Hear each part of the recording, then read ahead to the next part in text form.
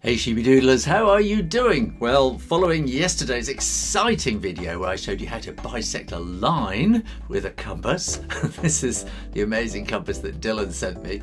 Click up here and you can see the boxing and review about why and how Dylan did this, and this.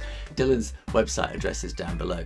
But let's not talk about it. Let's go see how to bisect an angle.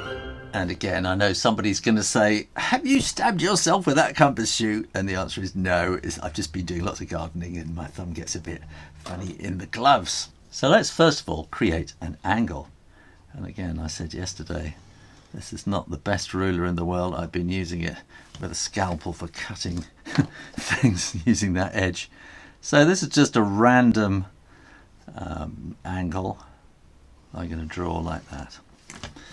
And now I'm going to just open this up a little bit to something like that. And what I'm going to do is I'm going to put the point right on the point of the angle there. And then I'm going to draw a curve like that. So where this circle crosses those two lines, they're equidistant. So that's exactly the same distance from there to there as there to there. Okay, so that's the first thing. But what I'm going to do is I'm going to put that right on that point, and I'm going to draw a little circle or a section of an arc, should I say, or is it an arc? I haven't done geometry for a long time. So, and then I'm going to do exactly the same there, so they're going to cross over. And what we have got here is, if we turn it around the other way, you're going to see that it's doing exactly the same at the other end.